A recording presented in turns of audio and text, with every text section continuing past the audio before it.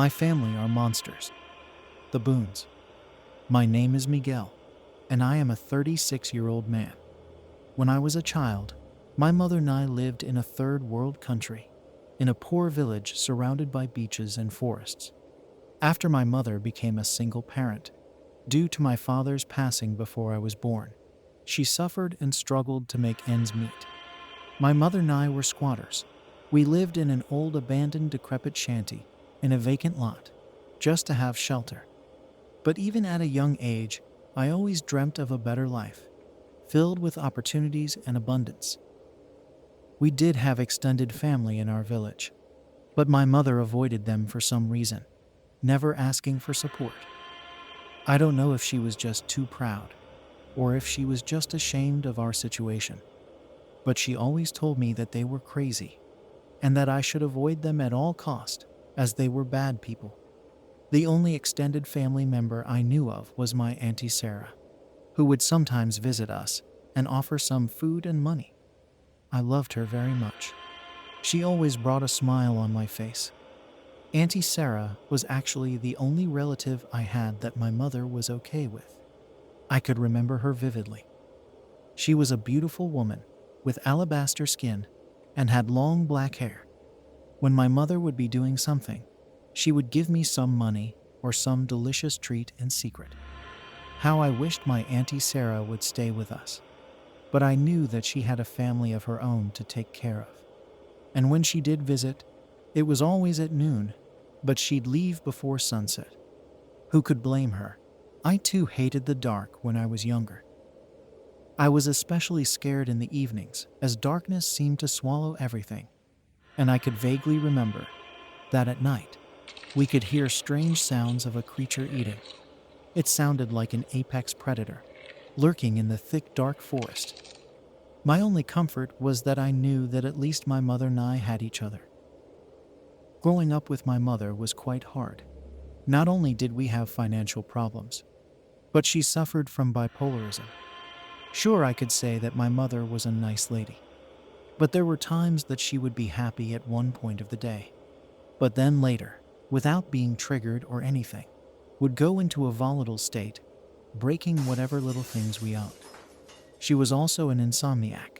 She would stay up all night for a couple of days, but then after that, would sleep a whole afternoon, and it didn't help that she was a sleepwalker as well.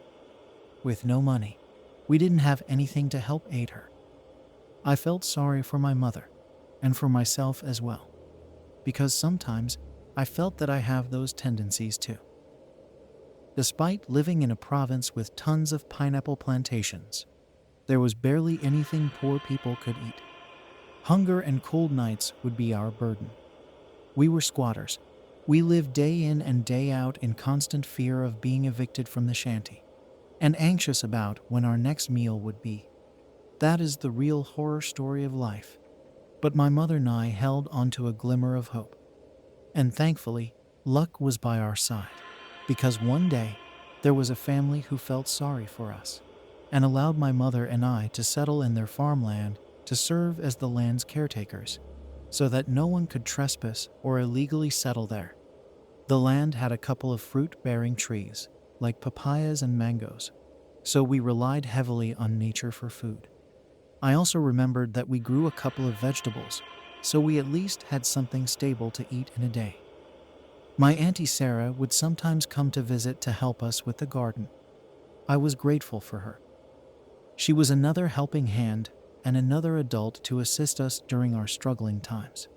It was a couple of months later, with the help of the internet, that my mother met the man of her dreams, my stepfather, who happened to be an American.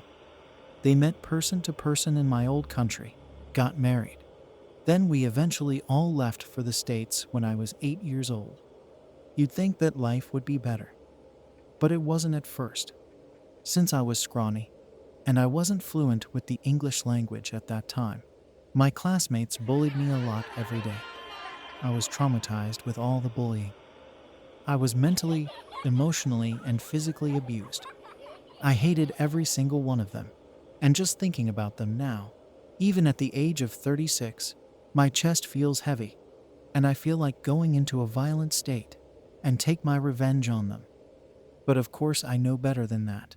I endured everything because I had an end goal of making something better for myself, and also to make my mother proud of me. Since my mother had all these ailments and disorders, I always wanted to be a doctor, in hopes of helping her in the future. Sadly, that didn't happen to me. I became a single, chubby middle-aged man, living alone, working as a nurse at a blood bank. I am the person in charge of extracting blood from people who donate them. The pay is just okay to get me by, but I can't afford any extravagant luxuries.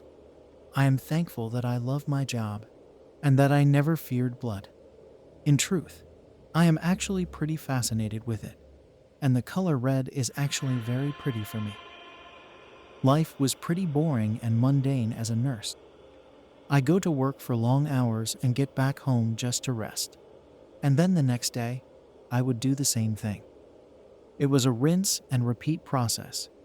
But then one crisp autumn evening after work, I got a letter from the mail.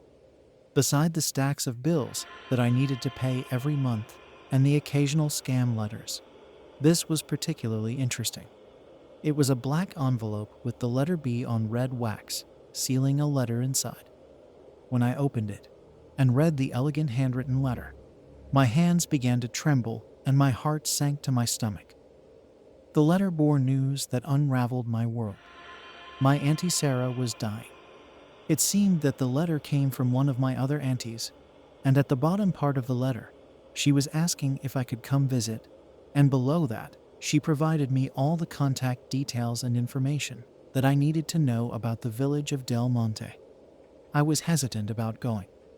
On one hand, I wanted to see my Auntie Sarah before she passes away. But on the other, I didn't know anything about my old country, nor do I know any other member of my extended family except for her. Tears ran down my eyes when I called my mother to tell her the sad news. She too was shocked about what was happening, as she never had contact with our family from our country. I could hear the raspiness of my mother's voice as she tried to talk, asking if I would go or not. If ever I did decide to travel back, she told me that she can't come with me as she was already too old, and that the trip would be unbearable for her body. She also warned me that if ever I decide to go, to be wary of my family, and said that it would be best if I rented a room somewhere separate from them, and that once I see my Auntie Sarah, I should go straight back to the United States. To be honest, I didn't know what to do, but I eventually just let the chips fall where they may and took a leap of faith. I never took any vacation leaves at work, so when I was checking on how many days I could leave, I was surprised to find out that I could take a month off. So with that, I packed my bags, bought a plane ticket, and traveled back to my old country. The trip was grueling and exhausting. My destination was in the other side of the world. It was about a 23-hour trip, plus a layover of 4 hours just to arrive in my old country. Arriving at the local airport, I found out that I needed to spend another 4 hours on a bus ride to get to my village. As I finally reached the village of 𝗙𝗵𝗲, I was greeted by a swarm of people. They introduced themselves to me as my relatives. They were all very welcoming. Among them was a lady in an eclectic dress, who introduced herself as my Auntie Salome, mentioning that she was the one who wrote the letter. I greeted her, and she greeted me back with a big welcoming hug. Then she offered me refreshments of thirst-quenching drinks and local snacks as a welcoming treat, which I enjoyed drinking and eating. As I ate, she introduced me to my other family members and described how they were related to me. These people don't seem to be as bad as my mother described them to be, I thought to myself. At a certain point, I felt myself exhausted from my long trip kicking in. Noticing my tired state, Auntie Salome instructed a family member to help me with my things as she escorted me to the place I was renting at. As we walked, she pointed to many places, telling me small details about these certain areas. She showed me where I could eat, do my laundry, and where I could buy my groceries. She also mentioned that the people in the village were happy, looking forward to their pineapple festival, which would be celebrated the following week, and said that it will be a whole day event, which would last through the night. She then told me that this year will be special for her, as she would be in charge of all the food and beverage for the festival. As we continued to walk, I could slightly remember a few landmarks from my youth, like the huge star apple tree that I used to climb to get its fruits, and the creek where I remembered I used to see all sorts of fish and tadpoles swim around. These things brought a tiny smile on my face. We eventually arrived at the place where I would be staying at. It was at the same place where my mother and I used to live. It was a farmland before, but now had been converted to a big boarding space. At the front desk, I was surprised to see an 11-year-old boy who said he was the front desk receptionist for the day. He was shocked to see my family members, but brushed everything aside. He then mentioned that his name was Marky, and that I could count on him if I needed anything. After he handed me my room key, my family members helped bring all my stuff to my room, and when they left, I quickly jumped on my bed, falling asleep instantly. I awoke to a sudden sensation of hunger building in my stomach. It was evening by then, and I thought to myself to go outside, to eat in the cafeteria where my Auntie Salome mentioned. As I was eating, I noticed a group of boys bullying a small kid from the other side of the street. It was Marky, my dorm's front desk receptionist. I quickly got out of my seat to help the poor kid. I yelled at the boys, and they hurriedly fled away. Marky looked at me surprised and warily, before breathing a sigh of relief. I offered for him to eat with me at this small cafeteria. As we ate all sorts of delicious seafood and pineapples, which was the primary agricultural product of Del Monte, I began to make some small talk with the kid. I asked him if he was all right, and questioned why he is working as a receptionist at the dorm at such a young age. He mentioned that since he was the smallest boy in his classroom, he was always getting bullied. He also stated that he was working on behalf of his mother, who was a little sick earlier that day. I felt sorry for this kid. I saw so much of me in him. That night, I ordered some extra food so that Marky could take it home with him to eat with his family. After heading back to my room, I began to feel sick. I started to feel a twinge in my stomach. I brushed it off, thinking that I just overate. But in the morning, the discomfort in my stomach grew more intense. I started to feel nauseous and sweaty. I spent the next few minutes hunched over the toilet bowl feeling miserable. As a certified nurse, I knew I had the symptoms of food poisoning. I called up the front desk, and a woman answered. I asked if someone there could help buy some medicine for me. After a few minutes, someone knocked at my door. I opened the door a little, just for me to take a peep. It was Marky. "Are you okay, Mr. Cashman?" Marky asked, with concern in his voice. I told him that I felt terrible and probably have food poisoning. I asked if he felt funny after eating dinner last night, in which he said that he felt fine, and that he ate again with his mother when he brought home the food I bought for him. I began to wonder if my sickness was due to my exhausting trip here, or if it was the food and drinks that my Auntie Salome gave me yesterday. Nevertheless, I asked Marky if he could buy me some medicine from the local pharmacy, in which he was eager to assist me. I wanted to go to the local hospital, but when my Auntie Salome came to visit that afternoon, she told me to just wait it out. I was sick that whole week, and every day my Auntie Salome came to visit, she provided me food and rubbed all sorts of oils and ointments on my stomach and on my back. In all fairness, I did get better at the end of that week, but I was shocked at the results. I know my body. I'm a chubby man.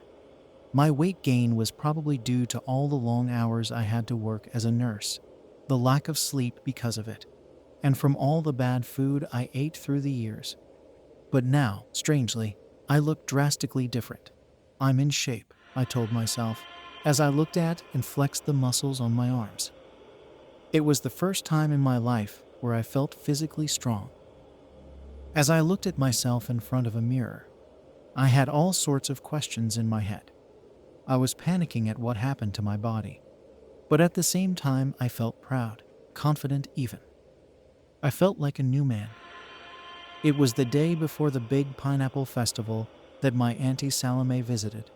She seemed proud to see my transformation. I was weirded out by her reaction. I was expecting a gasp, or for her to ask me all sorts of questions about what happened to me. But she didn't say anything. She just told me that she came to escort me to my Auntie Sarah's house. At this point, I was already questioning her intentions in my head, but I reluctantly agreed, as the whole purpose of my trip here was to see my Auntie Sarah. We had to walk to my Auntie Sarah's place, as the road getting there was rocky as ever. It was obvious that there was no way a rented car could pass through this road. After about 30 minutes of walking, we crossed a pineapple plantation, and with a gentle breeze coming towards us, I could smell the complex blend of aroma coming from the pineapples. They smelled sweet, fruity, and tropical. Despite their fragrance, I didn't care for them. I was craving for the delicious taste of meat. Beef, chicken, or pork. The thought of them made me salivate. We finally made it. My Auntie Sarah's house seemed to be in the furthest part of the village, nearing the thick forest. I was always curious about her house when I was younger, because strangely, she never really seemed to mention anything about her life, nothing about her immediate family, her job, nor where she lived. Now that I am seeing her home for the first time, I could say it was a little creepy. At the front of the house, I saw a woman about my age. Auntie Salome introduced us to each other, and I found out that she is Auntie Sarah's daughter Sabrina, my cousin. Sabrina seemed to be serious and distant. She never smiled, even when we greeted each other. Besides learning that she too was a nurse, we didn't have anything in common. After meeting her, Auntie Salome escorted me into the house, where I saw a few familiar faces, family members that I met the first time I arrived to Del Monte. Remembering each other, we said our quick highs and hellos before Auntie Salome led me to where I was supposed to go to. I looked around the house and noticed that it was quite peculiar and dark. Then, from my peripheral vision, it seemed that Auntie Salome was staring at me, observing my every movement. She apologized for all the newspapers covering all of the windows in the house. "Your Auntie Sarah is very ill, and had requested that all the windows be covered as she doesn't enjoy the sunlight," Auntie Salome told me. As we were passing through the house, my Auntie Salome then opened a door, and inside, I finally saw my Auntie Sarah. She looked so different. Her once beautiful and flawless appearance had rapidly aged. She looked defeated and sickly in bed. But when my Auntie Salome introduced me to Auntie Sarah, she began to stare at me for a moment, and then gave a wide grin before she jumped off the bed to give me a big, strong hug. The action was quite feral in nature. You'd think I would be touched by us finally reuniting, but I was more put off and scared than anything else. I didn't mind that her room smelled ripe, but from her aggressive mannerisms, I had a sense that something was off. It took her a few minutes before she loosened her strong grip and went back to bed. My Auntie Salome then took me to the living room where my other family members were eating a dish. It smelled porky and savory at the same time. The dish was dark brown in texture, not at all appealing to me, but the smell was irresistible. "Dinuguan, try it," my Auntie Salome mentioned while offering me a bowl. I was starving at that time, and with a spoon, I started to slurp in the chunky contents of the dish. Based on the texture and taste, I knew the dish had liver, lungs, kidneys, and blood. Normally, I would be grossed out by these sorts of exotic dishes, but somehow it tasted really good. I made sure to indulge on every gulp of the meal I was eating. Then I started to ask for more servings. I began slurping in the dish straight from the bowl. My family and I didn't talk to each other during that time. We just made all sorts of chewing noises as we devoured the dish to the very last drop. I don't remember what happened next, but I awoke inside a bedroom. I looked at my surroundings, and I could tell that I must have slept in my Auntie Sarah's house. After checking my bearings, I noticed that I could hear some people talking from the other side of my room. I was curious about what was going on, and so I tiptoed my way to the door where I heard the noise and began to eavesdrop on the conversation. There were a couple of familiar voices that I could hear talking about preparing for the big pineapple festival, but there were two voices in particular that seemed to grab my attention. "Auntie, my mother didn't pass me the stone," the voice said with disappointment and annoyance based on the tone of her voice. "Really?" another voice replied, which sounded like my Auntie 𝗙𝗵𝗲. I then heard footsteps, followed by doors opening and closing, before the conversation continued. "Well, I guess it's not you that she wants," the voice said, which I felt was my Auntie 𝗙𝗵𝗲 again. I felt weirded out by the conversation and couldn't decipher what was going on, though I knew it sounded like trouble. As I tried to tiptoe back to my bed and think of my cue to go out of the room and make up an excuse to leave, I then heard my Auntie 𝗙𝗵𝗲's voice calling for me. "Miguel, are you awake?" my Auntie 𝗙𝗵𝗲 shouted out, before opening my bedroom door. "Auntie," I responded, shocked that she just barged into my room. "Good, you're awake. I'm sorry for all this, but we are all leaving to prepare for some urgent matters, and I would need you to be here to watch over your Auntie Sarah," she said. I wanted to contest and excuse myself to go back to my boarding space to pack and get the heck out of this country. But before I could say anything, my family all left the house.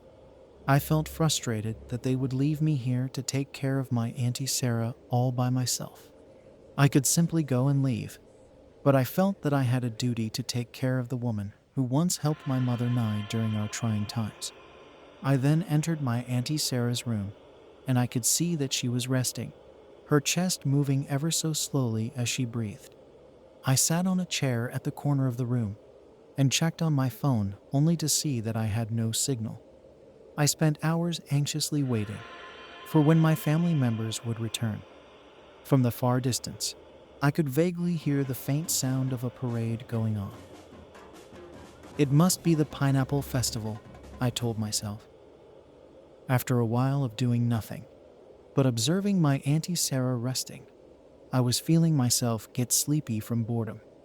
I struggled to keep awake, so I set my phone to alarm after an hour, and with that, I began to settle in the bed where I slept on last night. I then awoke to feeling something heavy on top of me. I opened my eyes to see that it was my Auntie Sarah pinning me to the bed.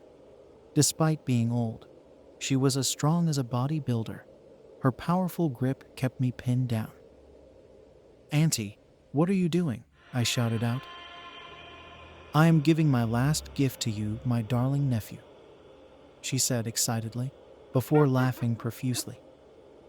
She locked her eyes onto mine, and I felt entranced to open my mouth.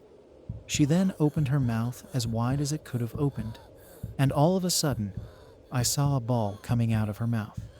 She began to place her mouth onto mine and started pushing the disgusting black ball with the aid of her tongue into my mouth. I was trying my best not to swallow the disgusting ball, but then I began to suffocate, and as I gasped for a breath of air, I somehow engulfed the slimy, pungent, bitter-tasting ball inside my throat, digesting it completely. As it passed through my throat and into my stomach, I felt that it had a mind of its own, and that it was crawling inside of me. I then passed out. I finally awoke to my phone's alarm and began to scan the room, before yelling out of fright. It was my Auntie Sarah beside me, dead, but possessing a creepy grin on her face. Her body felt ice cold, and I could feel the hairs at the back of my neck shoot up. I ran out of my room, but then noticed that the clothes I was wearing seemed tight on me. I took them off and grabbed a pair of shorts that seemed to fit. After that, I dashed to the village, in hopes to find my family and to call for help. It was dusk when I arrived in the edge of where the festivities were, and from the looks of it, it seemed that most of the villagers were in a drunken state. It looked like they were hypnotized or something. I could feel butterflies in my stomach, as I knew something was wrong. I observed my surroundings and found Marky and a couple of children hiding behind the star apple tree that I used to climb when I was a child. "Marky, what is going on?" I asked him. He looked at me, and I could see he was shocked to see my appearance. "Sir Cashman, you look very different," he replied. I looked at myself, and I did feel different. Did I become more muscular? I asked myself. Marky then told me that the villagers were acting funny. I was curious to what he meant. So with that, I told him and the rest of the kids to keep quiet and to stay where they are as I would go and investigate the village. I managed to sneak around the village. Then I began to head towards where I noticed torchlights from the distance. In the bushes, I was able to see what was going on. My family members were wearing red cloaks as they fed and poured drinks onto the cups that the intoxicated villagers were holding. Many of the villagers were dropping like flies to the ground. I wanted to call out to my family members and tell them about the bad news about the death of Auntie Sarah, but I was confused with what they were doing. As I was clearing my mind to think of what to do next, I was drenched in a red, putrid, metallic-smelling liquid.